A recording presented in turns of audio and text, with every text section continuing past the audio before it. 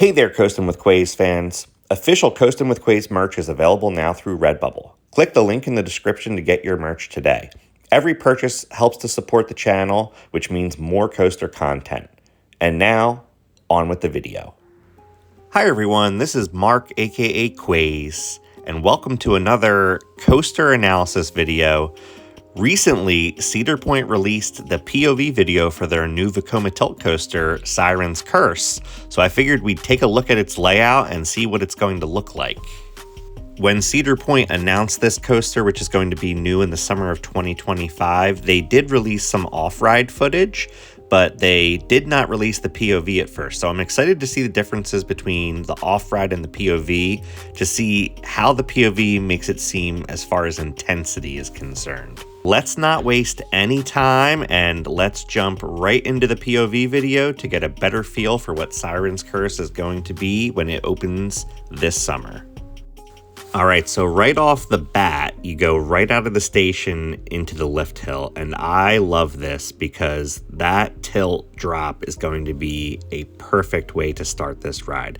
So it looks like it climbs the lift hill pretty fast and then turns over towards the midway. I love that this is right over top of the midway because you're just gonna see people staring up at the lift as this thing tilts over. So it's gonna be a great experience, not only for riders, but I think for people standing on the midway, it's just gonna be crowds of people watching. This moment right here looks absolutely insane. The way that this just tilts over. If you're sitting in the back row of the train, you probably feel like you're so high. And then it just launches you right down and then into this first element. As you go down the first drop, it's probably gonna feel like you're gonna crash right into the pavement. And then I'm sure you'll get some really good positive G's at the bottom. As you pop up here, you'll get some airtime and then hopefully some laterals as you dive down this first element. From there, we have our first inversion and then bank upwards to the right. This first 0G barrel roll looks like it's gonna be awesome. I mean, you fly through it. And then after you get through it, you tilt to the right and go upwards, and I'm sure you'll get a pop of airtime right here.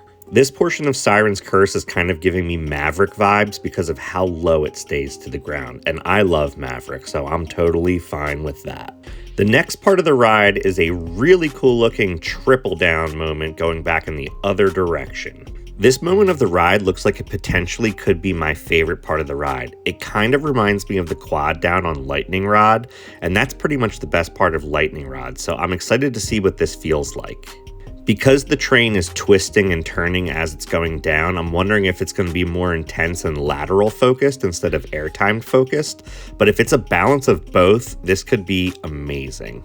Next, we have the first below ground tunnel on a Cedar Point roller coaster. If we look closely here, we can see that this part of the ride actually goes under the queue line. Since this is technically the bottom of that triple down and it's a tight space, I think it's going to make you feel like you're absolutely flying through this area. And as you're walking in the queue line, seeing the ride cruise through here is going to be so cool. From the tunnel, you rise up to the left, and then as you crest the top, you quickly bank to the right in a high-speed turn. I think that this is going to be one of the most intense moments of the ride, and the positive forces at the bottom of the turn when you're almost touching the ground are probably going to be insane.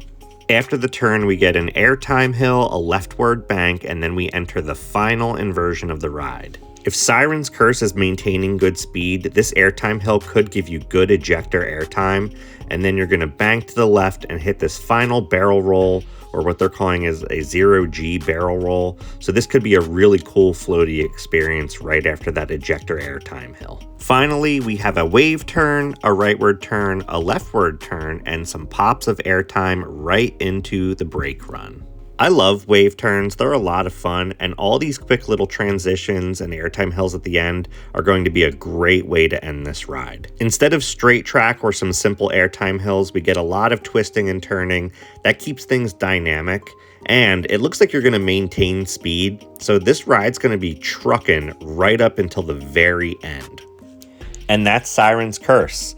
I know some people are a little bit upset that this ride was not built specifically for Cedar Point. It was supposed to go to Six Flags Mexico, but I think that this is a perfect fit for that part of the park. and it looks like this is going to be a really awesome ride. New Vekoma coasters are really good. I've been on Big Bear Mountain, and that's not as thrilling as something like Siren's Curse, but it's a really good ride, and it's really smooth. It looks like it's going to be really intense during those low to the ground moments, but it still also looks like it's going to balance the intensity and the airtime. So I really hope that this is a fan favorite at Cedar Point, because I would love to see Six Flags put more of these tilt coasters at other parks in the chain. King's Dominion recently got rid of Anaconda, and I think a tilt coaster would be perfect in that part of that park. There's already a tunnel that goes into the water there, so a tilting drop right into the tunnel could be really cool. But we'll have to see how Siren's Curse goes first. So let me know what you think of this ride in the comments.